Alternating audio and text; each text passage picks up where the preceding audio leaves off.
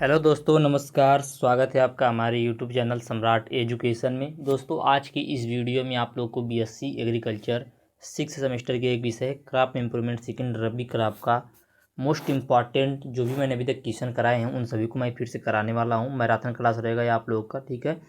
आप लोग वीडियो को पूरा देखिएगा। यदि आप लोगों को इसका पीडीएफ चाहिए तो डिस्क्रिप्शन व्हाट्सएप ग्रुप का लिंक, व्हाट्सएप नंबर दिया गया है, मैसेज करके आप लोग इसका पीडीएफ ले सकते हैं। और मैं पहले बता दूं, मैं डायरेक्ट आंसर बोलता जाऊंगा, क्वेश्चन बोलता जाऊंगा, ठीक है, क्योंकि बहुत सारा 300 से 400 क्वेश्चन है जो कि मैं इस वीडियो में करवाने वाला हूं। यदि जो यह वाला वीडियो देखकर जाएगा ना, उसका 30 से 35 नंबर कोई रोक नहीं सकता, ठीक है। 30 से 35 नंबर कोई रोक नहीं सकता, मैं दावे के साथ बोलता हूँ। बस आप लोग ये पूरा वीडियो देख लीजिएगा। तो चलिए देखते हैं पहला क्वेश्चन। भारत में गेहूं का जीन बैंक स्थित है, तो करनाल में स्थित है भारत में गेहूं का जीन बैंक। आलू की गुणसूत्र संख्या, तो आलू में 2n बराबर 4x बराबर 48 गुणसूत्र पाए जाते हैं। आलू में परागण की प्रकृति कैसा है? बहुधा परागण, बहुधा पर परागण, ठीक है। आलू में बहुधा पर परागण होता है। अगला है आलू का पोलैरिटी स्तर क्या है? तो आलू येलो टेट्रापोलैरिडी होता है। अगला है आर्जीमॉन मैक्सिकाना किसका एक आपत्तिजनक खरपतवार है? तो यह सरसों का खरपतवार है। इसी को सत्यानाशी के नाम से भी जाना जाता है। यह बात याद रखिएगा। इसमें आप लोगों को क्वेश्चन देगा कि इनमें से कौन सा सरसों का एक आपत्तिजनक खरपतवार है, तो वहाँ पर दे देगा क्या?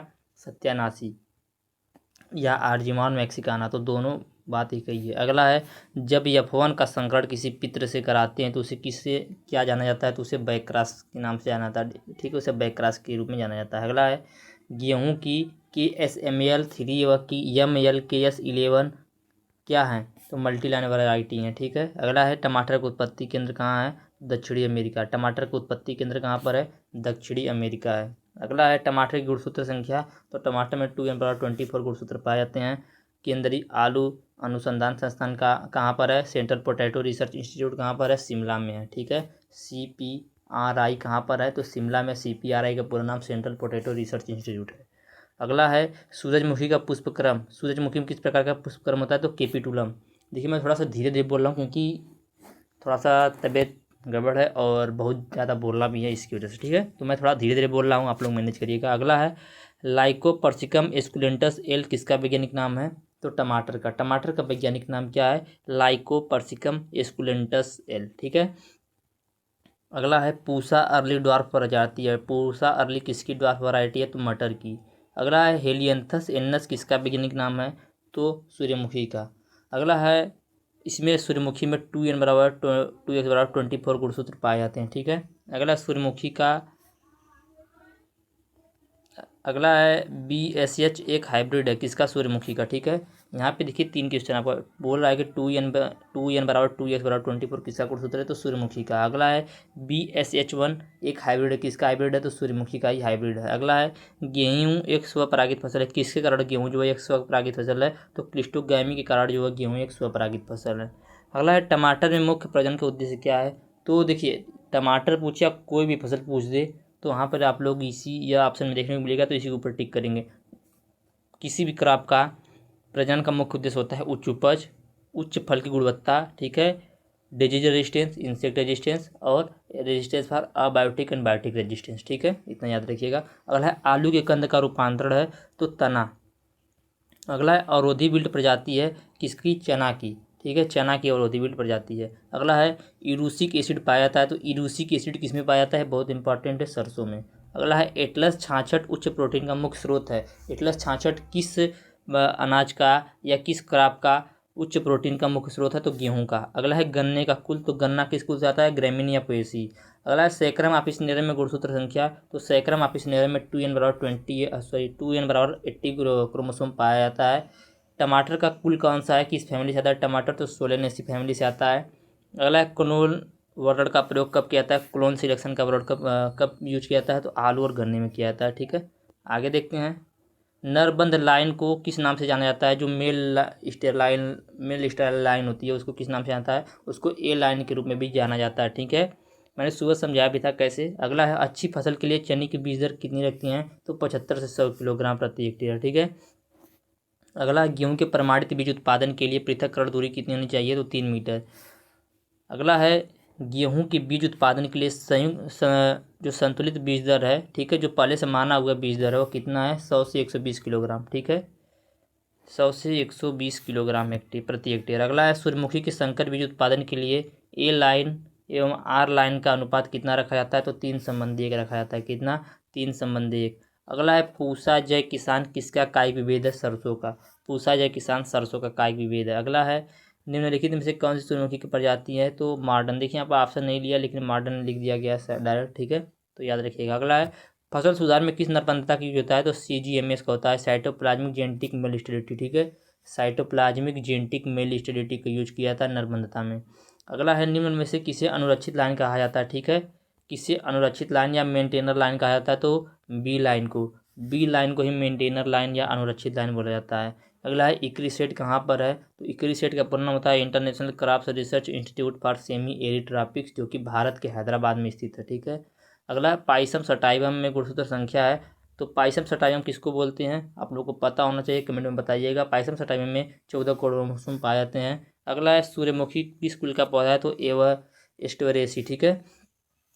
अगला है ड्यूरम गेहूं का प्लाइडी स्तर क्या है? तो ए भी एलो टेट्राप्लाइडी होता है, ठीक है। अगला है सीसर एरिटिनम वैज्ञानिक नाम है। तो सीसर एरिटिनम किसका वैज्ञानिक नाम है? तो चने का वैज्ञानिक नाम है। अगला है रबी की फसलें बोई जाती है। तो रबी की जो फसल होती है उसकी बुआई कब से कब होती है? तो अक्टूबर से दिसंबर, ठीक है, अक्टूबर से दिसंबर रबी की फसल की बुआई होती है। अगला है जिन अभ्यारण्य समानता किसके केंद्र में स्थापित होता है? तो विविधता और माइक्रो सेंटर। अगला है नमी की कमी की स्थिति में सामान्य वृद्धि और विकास दिखाने वाले पौधे की प्रजातियों को क्या कहा जाता है? तो उसे जीरोफाइटिक प्लांट बोला जाता है, ठीक है। अगला है आइडियो टाइप शब्द को डोनाल्ड ने 1968 में किस पर काम करते हुए गढ़ा था? तो गेहूं पर, ठीक है, ये बहुत इंपॉर्टेंट है। अगला है अजैविक कारकों में शामिल होता है। तो अजैविक कारक में क्या क्या शामिल होता है? लवणता, क्षारीयता, अम्लता, शीत, पाला, सूखा, गर्मी आदि। और जैविक कारक में क्या होता है? वायरस, बैक्टीरिया, फंजाई, इंसेक्ट, ठीक है, खरपतवार, ये सब जैविक कारक हैं। अगला है पहला कृत्रिम संकर किसने बनाया था? तो थॉमस फेयरचाइल्ड ने। हाँ, एक लोग ने कमेंट किया था सर आप क्वेश्चन रिपीट क्यों कर देते हैं? भाई देखिए, जब क्वेश्चन लिखा जाता है उस समय यह नहीं याद होता कि पहले से कौन सा क्वेश्चन लिखा गया, कौन सा क्वेश्चन नहीं लिखा गया, ठीक है। इसलिए बहुत बार होता है कि एक ही क्वेश्चन 2 बार 3 बार हो जाता है, ठीक है। तो कोई दिक्कत नहीं है, आप लोग को उसके बाद भी 1-2 क्वेश्चन पढ़ा के ही बताया जाता है। अगला है हाल ही के दिनों में उन्नत किस्मों को किसके रूप में जाना जाता है? तो अप्रचलित खेती के रूप में जाना जाता है, ठीक है। अगला है संकर बीज उत्पादन की 2 लाइन प्रणाली को आधारित है किस पर? तो ए लाइन और बी लाइन पर। संकर बीज उत्पादन की 2 लाइन किस पर आधारित है? ए लाइन और बी लाइन पर। अगला है सूखा प्रतिरोध का स्रोत क्या है? तो यह इसका गलत उत्तर है, इसका उत्तर आप लोग जानने दीजिए, मत ध्यान दीजिए। अगला है चने में गुणसूत्र संख्या क्या होती है? तो चने में कितने गुणसूत्र पाए जाते हैं? 16 गुणसूत्र पाए जाते हैं। अगला ट्रिटिकम एस्टिवम के जीनोम है। जो ट्रिटिकम एस्टिवम की किसे कहते हैं? गेहूं का साइंटिफिक नेम है, बोटेनिकल नेम है। इसका जो जीनोम क्या है? तो ए और बी बी डी डी, ये इसके जीनोम है, ठीक है। अगला निम्नलिखित में से कौन सी फसल रबी सीजन में उगाई जाती है? तो यहाँ पर कुछ ऑप्शन दिए गए हैं, तो कौन सॉरी दे देगा आप लोगों को क्वेश्चन की कौन सी फसल रबी मौसम में उगाई जाती है। तो वहाँ पर कुछ रबी फसल के नाम रहेंगे जिसके ऊपर आप लोग को टिक करना है, जैसे गेहूँ, चना, सरसों, ठीक है, मटर, ये सब क्या है? ये सब रबी मौसम की फसल है, तो याद रखिएगा। अगला चिक पी को दूसरे किस नाम से जाना जाता है? तो चिक पी को बंगाल ग्राम के नाम से भी जाना जाता है। तो अभी आपके 53 क्वेश्चन कंप्लीट हुए हैं, ठीक है। अब देखते हैं आगे।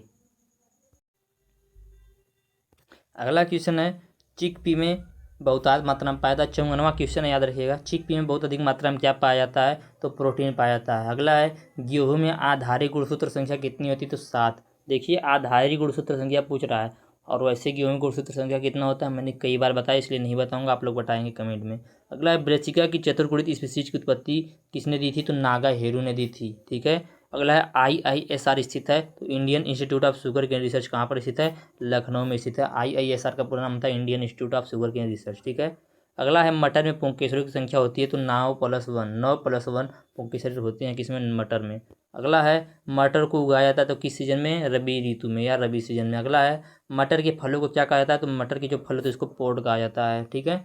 अगला है गेहूं की प्रजातियां NP4, NP6 और NP12 कब विकसित हुई थी? तो विशुद्ध वंशक्रम चयन के द्वारा, ठीक है, विशुद्ध वंशक्रम चयन के द्वारा इन सभी वैरायटियों को विकसित किया गया था। अगला है national research centre for mustard कहाँ पर स्थित है? तो भरतपुर में स्थित है। कहाँ पर? भरतपुर में national research centre for mustard, ठीक है। अगला है सूरजमुखी में तेल की मात्रा कितनी होती है? तो सूरजमुखी में 45 से 50% तेल नहीं होता है, 40 से 45% तेल होता है, ठीक है, याद रखिएगा। 40 से 45% तेल जो होता है सूरजमुखी में होता है। अगला है आलू की उत्पत्ति केंद्र कहाँ पर है, तो आलू की उत्पत्ति केंद्र है दक्षिण अमेरिका। अगला नोरिन टोइन बोना जीन है, तो गेहूं का, बहुत इंपॉर्टेंट है और आप लोग को एग्जाम में देखने को यह क्वेश्चन मिलेगा। ठीक है। अगला है शुद्ध वंश क्रम से विकसित मटर की किस्म कौन सी, तो हरभजन। हरभजन ऐसी मटर की किस्म है जो कि प्योर लाइन सिलेक्शन द्वारा विकसित की गई थी। अगला है पीली क्रांति संबंधित है, तो तेल उत्पादन से। पीली क्रांति किससे संबंधित है, तेल उत्पादन से। अगला है सरसों में तेल का प्रतिशत मात्रा होता है, तो 40 से 45%। आगे ब्रासिका जंसिया का जीनोम है। ब्रासिका जंसिया का जीनोम क्या है, तो ए। और ब्रासिका जंसिया किसका साइंटिफिक नेम है, आप लोग बताएंगे, इसे मैं बता दूंगा सरसों का है। ठीक है। अगला है रेपसीड में फ्रूट के प्रकार को क्या कहते हैं, सिल्कुआ कहते हैं। अगला है हेलियंथस किस भाषा का शब्द है, तो ग्रीक भाषा का शब्द है। हेलियंथस एनस किसका बोटेनिकल नेम आप लोग बताएंगे कमेंट बॉक्स में हमें। ठीक है। अगला है सूरजमुखी में परागण होता है, तो कौन सा परागण होता है, पर परागण होता है सूरजमुखी में। ठीक है। सूरजमुखी में हाथ से पूछ देगा कि कौन सा ऐसा फसल है जिसमें हाथ से परागण कराया जाता है, तो सूरजमुखी। ठीक है। अगला सूरजमुखी का पुष्पक्रम होता है, तो कैपिटिलम या हेड। ठीक है। अगला है सामान्य गेहूं का वानस्पतिक नाम क्या है, तो ट्रिटिकम एस्टिवम। अगला क्वेश्चन है सोनारा 64 किसका क्रॉस है, तो सोवैटिक सोनारा। ठीक है। और पूसा लर्मा जब क्रॉस कराया गया तो सोनारा 64 प्राप्त हुआ था। ठीक है। अगला गेहूं की प्रोटीन कौन सी है, तो गेहूं में कौन सा प्रोटीन होता है, ग्लूटीन प्रोटीन होता है। ठीक है। अगला क्वेश्चन है IIWBR का पूरा नाम क्या है, तो इसका पूरा नाम है Indian Institute of wheat and barley research. Indian Institute of wheat and barley research इसका पूरा नाम है। अगला है सरसों में परागण होता है, तो सरसों में पर परागण होता है। अगला है नोरिन 10 को किसने विकसित किया था। ठीक है। नोरिन 10 जो जीन है इसको किसने विकसित किया था, तो किसने विकसित किया था आप लोग बताइएगा, मैंने कई बार इसको भी बताया हुआ है। ठीक है। अगला है गेहूं के पुष्प को क्या कहते हैं, स्पाइक कहते हैं। गेहूं के पुष्पक्रम को स्पाइक कहते हैं। अगला है गेहूं में पुष्पन किस समय अधिक होता है, तो सुबह 9 से 10:30 बजे तक। अगला है ब्रेड बीट का वानस्पतिक नाम क्या है, तो ट्रिटिकम मेस्टिकम। ट्रिटिकम मेस्टिकम को ब्रेड बीट के नाम से भी जाना जाता है। ठीक है। आगे गेहूं की पहली सिंचाई किस अवस्था में की जाती है, तो CRI स्टेज में बुआई के 20 से 25 दिन पर। ठीक है। अगला गन्ने का प्रमुख रोग है, तो लाल सड़न रोग गन्ने का प्रमुख रोग है। गन्ने का प्रजनन संस्थान कहाँ पर है, तो कोयम्बटूर में है। गन्ने की परिपक्वता के समय ब्रिक्स रेशियो कितना होना चाहिए, तो 16 से 18% होना चाहिए। अगला है रेटूनिंग किस फसल में की जाती है, तो गन्ने में मुख्य रूप से। ठीक है। अगला नेपिंग किस फसल में की जाती है, तो चने में। चने की जो ऊपर की शाखा होती है उसको तोड़ना या निपिंग तोड़ना या निपिंग कहलाता है। ठीक है। अगला क्लब गेहूं किसे कहते हैं, तो ट्रिटिकम कम्पेक्टम को क्लब गेहूं के नाम से जाना जाता है। अगला चने में परागण होता है, तो चने में ऑफ एन क्रॉस पॉलिनेशन होता है। ठीक है। ऑफ एन क्रॉस पॉलिनेशन होता है। अगला है CIMMYT का पूरा नाम बताइए। देखिए ये सब मैंने आगे भी क्वेश्चन दिया इसलिए यहाँ पर आप लोगों को नहीं बताया जाएगा, आगे बता देंगे। ठीक है। अगला है शुगर केन ब्रीडिंग इंस्टीट्यूट कहाँ पर है, तो कोयम्बटूर में सन 1912 में इसको स्थापित किया गया था। अगला है Indian Institute of Sugarcane Research कहाँ पर स्थापित कब स्थापित किया गया, तो सन 1952 ईस्वी में स्थापित किया गया था। ठीक है। अगला चने की विल्ड के प्रति रेजिस्टेंस किस में बताइए, तो आज़ाद, अवरोधी, विशाल, ये सब चने के विल्ड के प्रति अवरोधी हैं। अगला है सैकरम ऑफिसिनेरम को जाना जाता है, तो नोबल केन के नाम से। सैकरम ऑफिसिनेरम जो कि गन्ने का बोटेनिकल नेम है, इसको नोबल केन के नाम से भी जाना जाता है। अगला है मसूर का वानस्पतिक नाम क्या है, तो लेंस एस्कुलेंटा। ठीक है। गेहूं का उत्पत्ति स्थान कहाँ है, तो पश्चिमी एशिया। ठीक है, या तुर्की। अगला है गेहूं के पुष्पक्रम को क्या कहते हैं, तो एरो या ओपेन या पेनिकल। ठीक है। अगला है सरसों में पुष्प में किसके कारण होती है, ठीक है, थायोसाइनेट के कारण। ठीक है। अगला है IIPR का पूरा नाम बताइए, तो Indian Institute of pulses research जो कि कानपुर में स्थित है। सरसों के वाइट रस्ट बीमारी का कारण क्या है, तो अल्ब्यूगो कैंडिडा जो हो सरसों में जो वाइट रस्ट लगता है उसका कारण है। ठीक है। अगला है मटर में परागकोश की संख्या होती है, तो मटर में 10 परागकोश पाए जाते हैं। अगला है मूंगफली का वानस्पतिक नाम, तो अरैकिस हाइपोजिया है। भारत में हरित क्रांति के जनक कौन है, तो डॉक्टर MS स्वामीनाथन है। और विश्व में हरित क्रांति के जनक कौन है, आप सभी लोग को पता है, कौन, बॉर्लाग। ठीक है। तो ये हो गया आप लोगों का टोटल कितना क्वेश्चन, मैं थोड़ा देख लेता हूँ। 100 क्वेश्चन। ठीक है। 100 क्वेश्चन क्या है, मान लीजिए 105 क्वेश्चन। ठीक है। अभी तक 105 क्वेश्चन हुआ। चलिए अब आगे देखते हैं। अगला क्वेश्चन है आइडियोटाइप शब्द किसने दिया था, तो आइडियोटाइप शब्द जो है डोनाल्ड ने दिया था। कब दिया था, सन 1968 ईस्वी में दिया था। आइडियोटाइप शब्द किस फसल पर काम करते हुए गढ़ा गया था, तो गेहूं पर। जब आइडियोटाइप शब्द गढ़ा गया था तो उसमें गेहूं पर काम कर रहे थे, कौन, डोनाल्ड। अगला है प्रकाश संश्लेषण का अंतिम स्थायी उत्पाद क्या है, तो स्टार्च। प्रकाश संश्लेषण का अंतिम स्थायी उत्पाद स्टार्च है। अगला है निषेचन की पश्चात भी पुष्प का न खुलना क्या कहलाता है? क्लिस्टोगेमी कहलाता है। निषेचन के पश्चात भी जब पुष्प नहीं खुलता उसको क्लिस्टोगेमी बोलते हैं। अगला है ऐसे पादप जिनमें नर व मादा पुष्प एक ही पादप पर अलग अलग जगह उपस्थित होते हैं तो उसको मोनोसियस बोलते हैं। और ऐसे पादप जिनमें नर व मादा पुष्प अलग अलग पादप पर होते हैं उसे डायोसिस बोलते हैं। ठीक है, जब नर व मादा पुष्प एक ही पादप पर अलग अलग स्थान होंगे तो उसको मोनेसियस, जब नर व मादा पुष्प अलग अलग पादप पर होंगे तो उसे डायोसिस बोला जाएगा। ठीक है, अगला है प्रजनक बीज पर किस रंग का टैग लगा होता है? तो प्रजनक बीज पर सुनहरे पीले रंग का टैग लगा होता है। जो प्रजनक बीज होता है यह नाभिकीय बीज से तैयार होता है। प्रजनक बीज की आनुवंशिक शुद्धता 100% होती है। यह बहुत ही कम मात्रा में उपलब्ध होता है और प्रजनक बीज का उपयोग आधार बीज को तैयार करने के लिए किया जाता है। अगला है किस बीज को मातृ बीज के नाम से भी जाना जाता है? ठीक है, मदर सीड के नाम से किसे जाना जाता है? तो आधार बीज को। और जो आधार बीज होता है इस पर सफ़ेद रंग का टैग पाया जाता है। ठीक है, अगला है पंजीकृत बीज पर किस रंग का टैग लगा होता है? तो बैगनी या ऑरेंज रंग का टैग लगा होता है किस पर? पंजीकृत बीज पर। अगला है टेट्राजोलियम परीक्षण किसने दिया था? तो लेकोन ने दिया था। इस परीक्षण को करने के लिए 2,3,5 ट्राईफिनाइल टेट्राजोलियम क्लोराइड रसायन को काम में लिया जाता है। सबसे इसका उपयोग सर्वाधिक जीवन क्षमता का पता लगाने के लिए किया जाता है। ठीक है, यह परीक्षण जो है सर्वाधिक जीवन क्षमता का पता लगाने के लिए किया जाता है। तो पूछ सकता है कि सर्वाधिक जीवन क्षमता का पता लगाने के लिए कौन सा परीक्षण किया जाता है? तो टेट्राजोलियम परीक्षण किया जाता है जिसको लेकोन ने दिया था। ठीक है, अगला ऐसा बीज जिनमें अंकुरण की क्षमता तो पाई जाती है लेकिन अनुकूल वातावरण होने पर भी उसमें से बीज जो होता है वह अंकुरित नहीं होता तो उसको क्या बोलते हैं? डोमिनेंसी।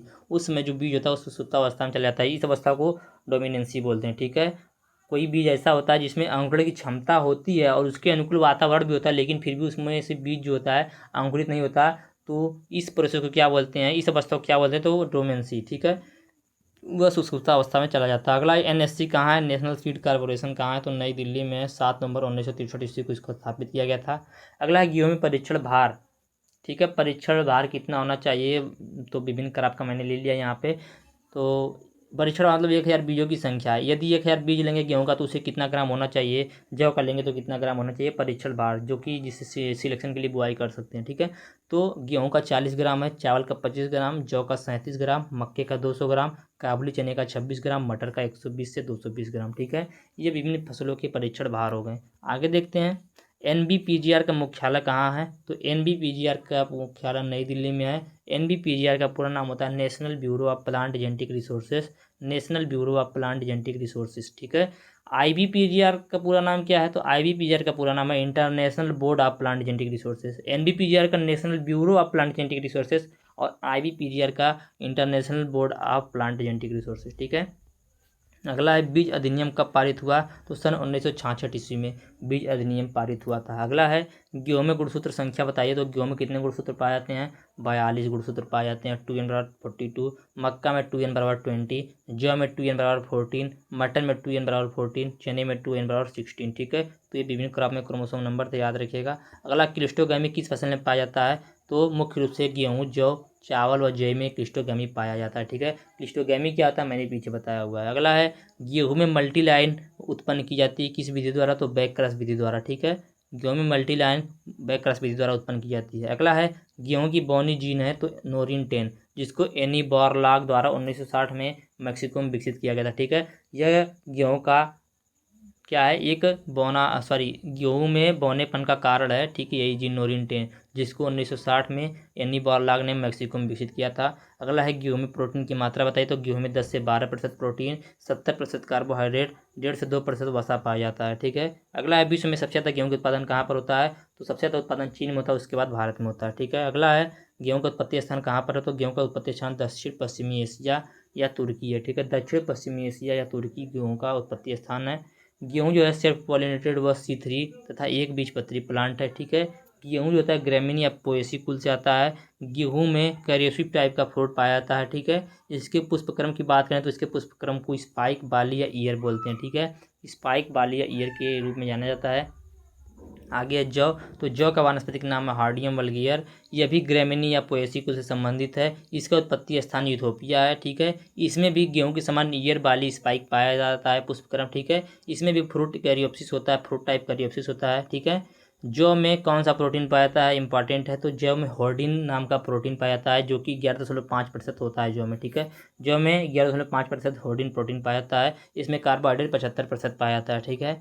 अगला है जौ में किसकी मात्रा बढ़ाने पर बियर की गुणवत्ता कम हो जाती है। तो जौ में जब प्रोटीन की मात्रा बढ़ा देते हैं उससे बियर की जो गुणवत्ता होती है वह कम हो जाती है। जौ का यूज किसको बनाने में किया था मुख्य रूप से, तो बियर बनाने में किया था। ऑप्शन दे सकता है, ठीक है। अगला है जौ किस अंग से संबंधित बीमारी में उपयोगी होता है, तो किडनी से। जौ जो होता है वैसे तो सभी के लिए उपयोगी होता है, लेकिन मुख्य रूप से किडनी से संबंधित बीमारी के लिए बहुत ही उपयोगी होता है।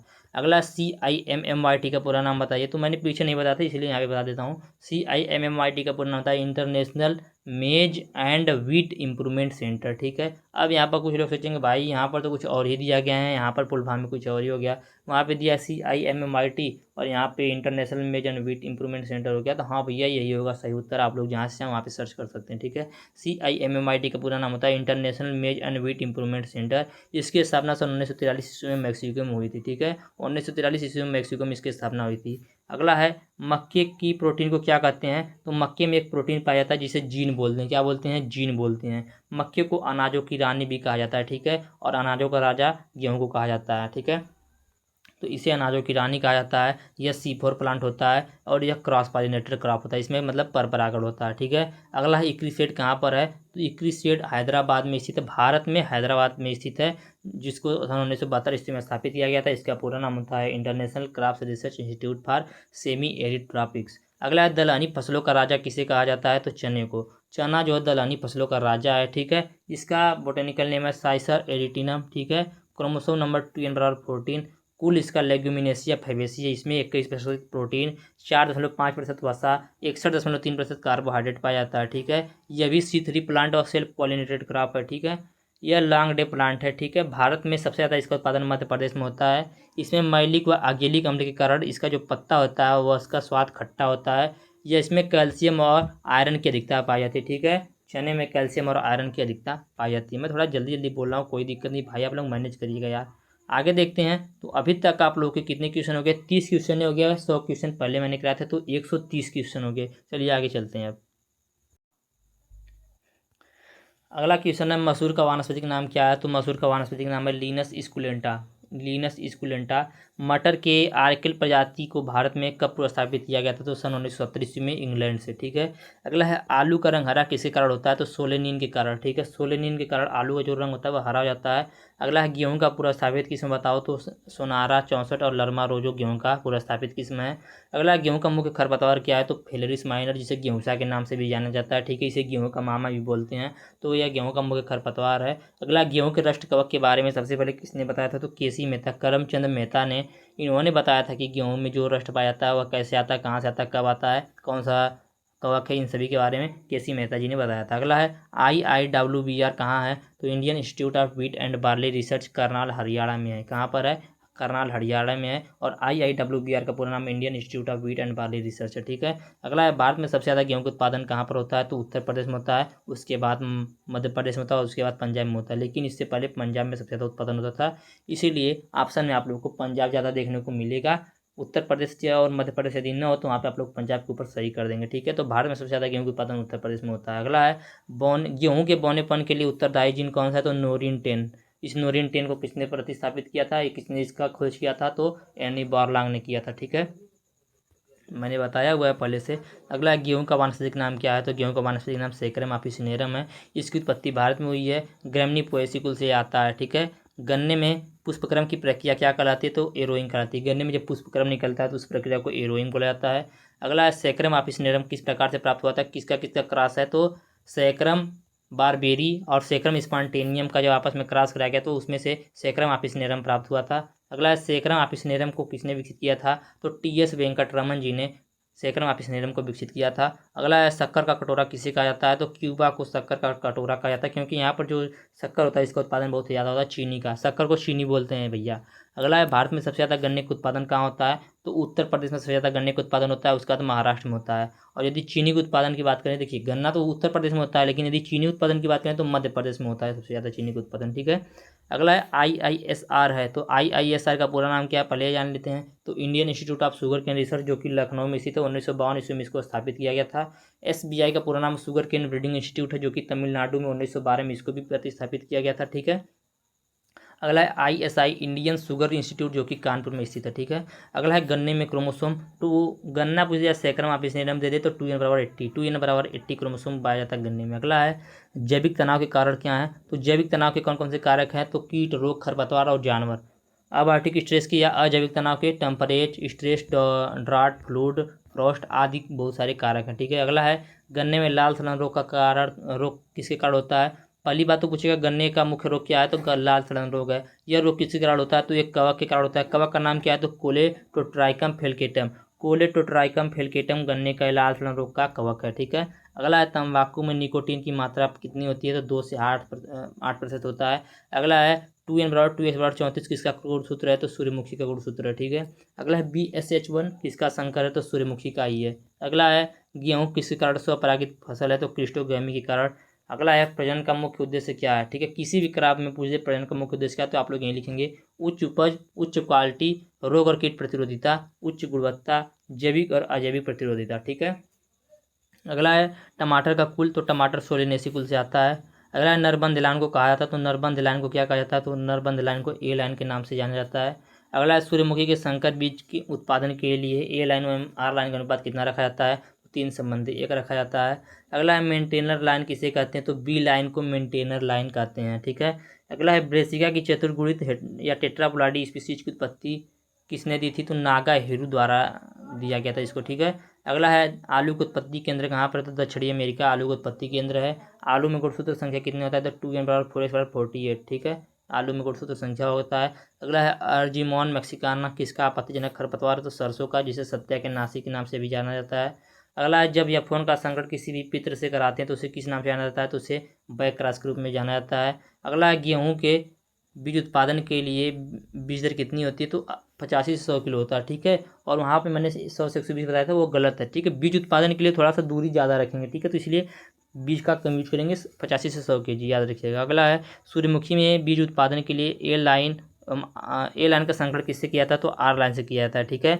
अगला है आलू में सिंचाई की क्रिटिकल स्टेज क्या है, क्रांतिक अवस्था क्या है, तो ट्यूबर फॉर्मेशन, जैसे समय ट्यूबर बन रहा हो उस समय आलू में सिंचाई जरूर कर देना चाहिए। अगला है आलू की कंद का रंग हरा किसके कारण होता है, तो एंथ्रोसाइनिन के कारण। इसका जो कंद होता है उसका रंग हरा एंथ्रोसाइनिन के कारण होता है, ठीक है। अगला है इंडियन पोटैटो रिसर्च कहाँ पर है, तो शिमला में है। आलू का रंग हरा किसके कारण होता है, तो सोलेनिन के कारण होता है, ठीक है। अगला है जौ की साल्ट टोलरेंट वैरायटी कौन सी है, तो अंबर जौ की साल्ट टोलरेंट वैरायटी है। अगला है मैक्रोनी गेहूँ को किस नाम से जाना जाता है, तो ट्रेटिकम ड्यूरम के नाम से मैक्रोनी गेहूँ को जाना जाता है। अगला है जौ का उत्पादन कब किया जाता है, तो रबी सीजन में, रबी के मौसम में, ठीक है। अगला है चिक पी का वानस्पतिक नाम क्या है, तो चिक पी का वानस्पतिक नाम है सीसर एराइटिनम। इसे बंगाल ग्राम के नाम से भी जाना जाता है। अगला क्वेश्चन है जीन के वैकल्पिक रूप को क्या कहते हैं, तो एलील कहते हैं। आप पूछेगा एलील किसे कहते हैं, तो जीन के वैकल्पिक रूप को कहते हैं। अगला है गार्डन पी या मटर का वानस्पतिक नाम क्या है, तो पाइसम सटाइवम है। इसका उत्पत्ति स्थान इथोपिया, दक्षिण एशिया, ठीक है। गार्डन पी के फूल का रंग कैसा होता है, तो सफ़ेद होता है, आप लोग देखे होंगे गाँव वाले। अगला है किस फसल को गरीबों का दोस्त बोला जाता है, तो आलू ऐसी फसल जिसे गरीबों का दोस्त बोला जाता है।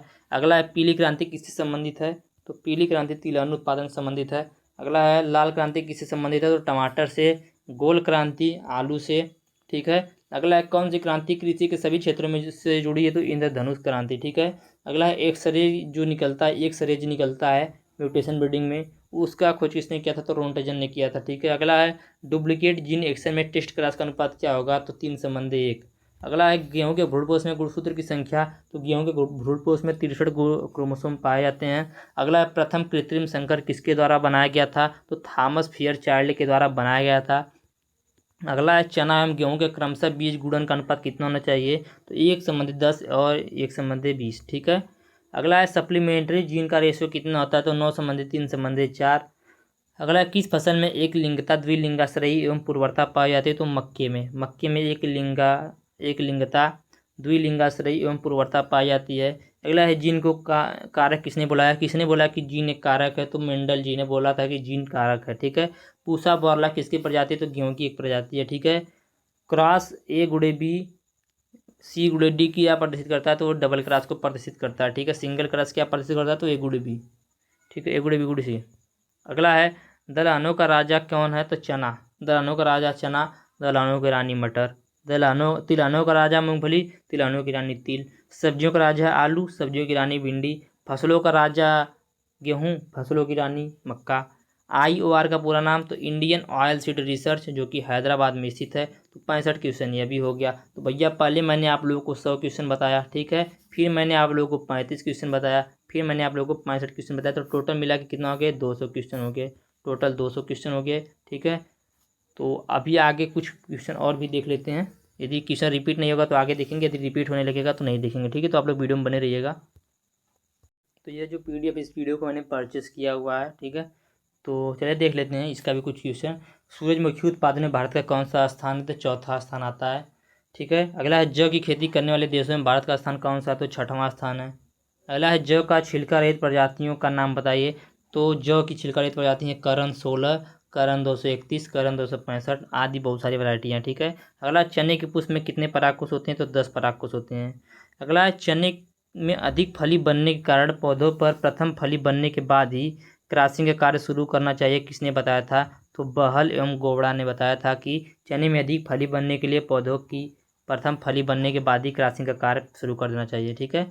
अगला है चने के फली छेदक के रोधी किस्म को तैयार करने के लिए किस बैक्टीरिया को स्थानांतरित किया गया था? तो बैसिलस थुरिंजिएसिस, ठीक है, इसे BT जीन भी कहते हैं, ठीक है। अगला है मटर के पुष्पों को कब विपुंसीकरण करते हैं? ठीक है, मटर के जो पुष्प होते हैं किसके विपुंसीकरण करते हैं? तो पुष्पन से एक दिन पूर्व, वो भी हाथ से किया जाता है, ठीक है। अगला है मटर में उत्परिवर्तन प्रजनन का वर्णन किसने किया था? तो विस्की ने और माइकी ने मटर में उत्परिवर्तन प्रजनन का वर्णन किया था, ठीक है। अगला है मटर की आर्किड प्रजाति को भारत में कब पुनर्स्थापित किया गया था? तो सन 1970 ईस्वी में इंग्लैंड से। अगला है मटर के बौनी प्रजाति बोनविलो को कहाँ से पुनर्स्थापित किया गया था? तो अमेरिका से। अगला है सूरजमुखी का पूरा स्थापन कब और कहाँ से किया गया था? तो सन 1969 ईस्वी में रूस से किया गया था। अगला है सूरजमुखी में कौन सा परागण होता है? तो पर परागण। सूरजमुखी का प्रथम संकर किस्म कौन सा है और कहाँ तैयार हुआ था? तो 1946 में कनाडा में। सूरजमुखी का प्रथम संकर प्रजाति BSH की संतुष्टि भारत में कब की गई? सन 1980 ईस्वी में, ठीक है। अगला है सरसों या तोरिया किस कुल में की फैमिली में आते हैं? तो क्रूसीफेरी, ठीक है, क्रूसीफेरी। अगला है मास सिलेक्शन या समूह वर्ण द्वारा विकसित तोरियां की प्रजाति बताइए। तो T9, T36, ITSA। तो ये विभिन्न वैरायटियाँ होंगी। तो यहाँ पर भी मैंने आप लोगों को कितना क्वेश्चन बताया? 20 क्वेश्चन बताया। तो आप लोग का टोटल हो गया 220 क्वेश्चन, ठीक है। 250 क्वेश्चन करने के बाद वीडियो को बंद कर देंगे भाई, वीडियो काफ़ी लंबा हो गया है। चलिए देखते हैं आगे अगला क्वेश्चन।